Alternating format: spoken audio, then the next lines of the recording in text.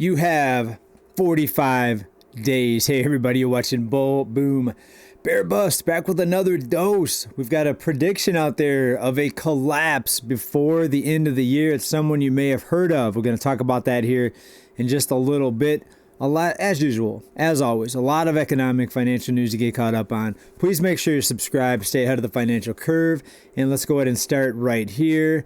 Jamie Dimon's out there saying bankers, including himself, are dancing in the street on hopes that the incoming president-elect will loosen regulation. Folks, think about this.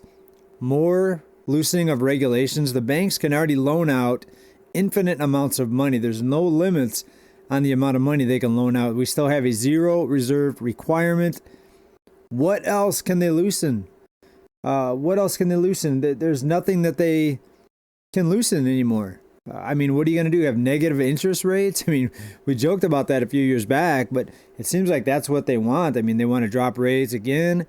We've got the central bank out there talking about dropping rates. How much more of a banker-friendly environment do you need?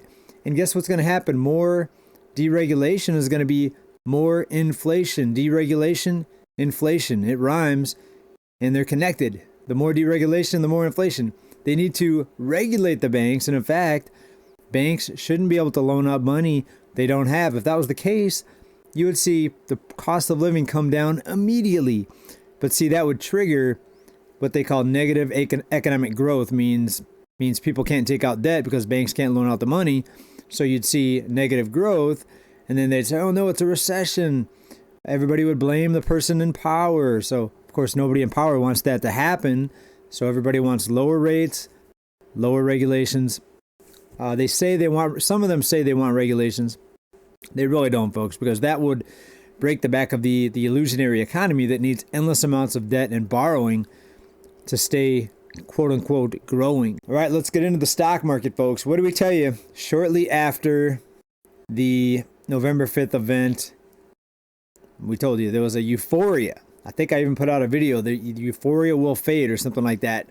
Folks, look what has happened since then. U.S. stocks have erased more than half of the post-election gains.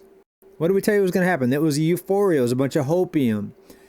And those types of things that go up really fast on hopium typically correct very quickly as well. So we were right about that, but anyone with even a little bit of experience in these euphoria phases saw that coming, I think, a mile away. Credit card debt, $1.17 trillion. Collectively, Americans owe over $1.17 trillion. Credit card delinquency rates improved in the most recent quarter, suggesting that rising debt burdens remain manageable. Very interesting how long people are holding off the day of doom or the day of reckoning, but really not much of a question when you look at how the banks are continually loaning out money. When the banks stop increasing the credit limits and when they start tightening more than they're loosening, that's when you see people start to skyrocket in their defaults because people can no longer move the credit cards around. They have a balance transfer offer. I checked a couple of my credit cards the other day. I've got at least 4 different balance transfer offers I can do if I need to consolidate debt. Luckily, I'm in a position where I can pay off my credit cards in full each month, which is nice. I may not always be that lucky, so I always kind of check around and see what my credit limit options are. A lot of balance transfer offers still available. Credit card balances rose by $24 billion in the third quarter of this year and up 8.1% from a year ago. 8.1%. So the increase in the credit card debt, and that's just credit cards. Think of all the other debt that people are getting into, auto loans, mortgages, etc. Just credit cards up 8.1%, outpacing the rate of inflation. So if inflation was so low and is now in a good spot, like they like to tell us, why do people have to run up so much debt? Why do we need an 8% increase in credit card debt?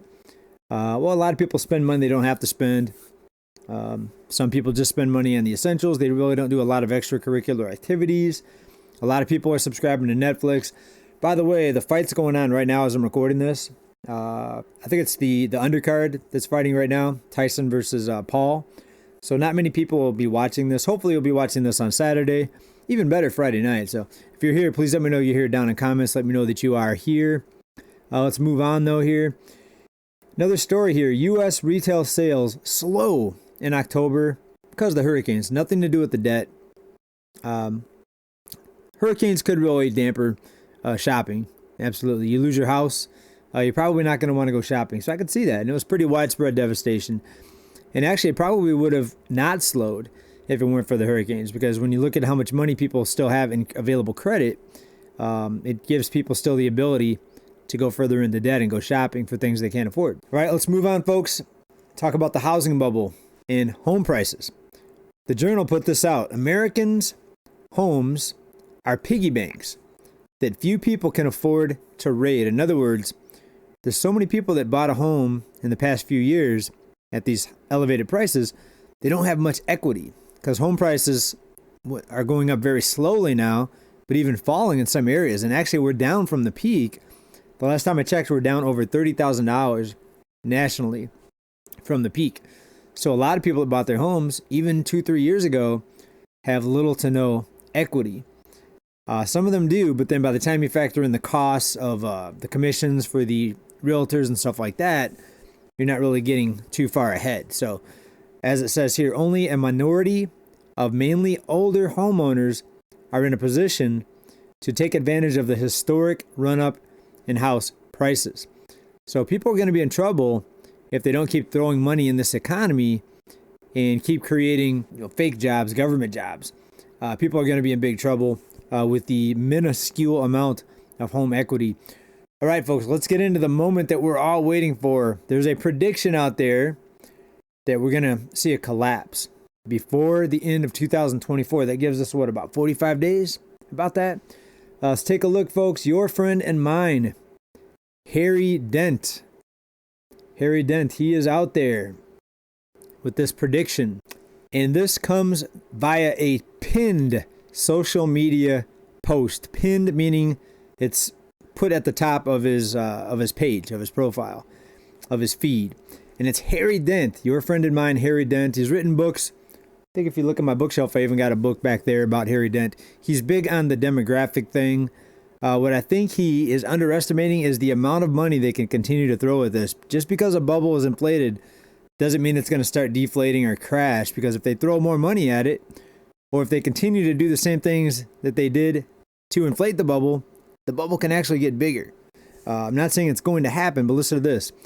Pinned Comedy pinned this back earlier in the year, but what did he say here? 2024 will bring the biggest crash of our lifetime. And he talks about it, or he talked about it back then, in his latest interview on Fox Business. Now, we're 45 days away, folks. We're halfway through November, full month of December. Will the crash happen as Harry Dent predicted? We'll have to see. U.S. Economist predicts 2024 will bring the biggest crash of our lifetime. I think some of these people, like Harry Dent, possibly. I think some of these people forget that they make these predictions, and he may have forgotten that he put this at the top of his profile. Because I'm sure if he remembered he did that, he might take it down, because we're getting late in the year, and we only have about 45 days to go. Now, remember what I said. I said here, they can keep this thing propped up forever, all the way into hyperinflation. Unless something comes in to stop the pouring the monetary money on the fire, or pouring the monetary fuel on the fire. Is that right? Yeah, monetary fuel on the fire. Pouring the monetary fuel on the fire, unless that stops, folks, this thing could just keep on going. So we'll see if Harry's right, but that's his prediction. And please let me know what you think about that down in the comments. I'm going to make this a bit of a shorter one. I'm getting ready to go in, turn on Netflix, watch the stage or scripted fight between Paul and Tyson. You may be watching this on Saturday. Let me know what you think about the fight. What happened? What did you think about what happened? As I'm recording this, I don't know, because the fight's not on yet in my time zone. But as you're watching this on Saturday, the fight is over, if you're watching it on Saturday. And let me know what you thought about it. And we'll discuss that in my next video briefly. Mostly financial, economic stuff, but briefly, because that's such a big fight, and it brought in so much money and so much viewership. It's definitely worthy to talk about as far as financial economics. People spend their money on this type of stuff. I'm watching it. I subscribe to Netflix. My family won't let me unsubscribe from Netflix. I rarely watch it. But at least in this case, I'm getting a little bit of, I guess, money's worth out of my subscription. Anyways, hope everybody's good. Keep stacking as always. Bye for now. Peace.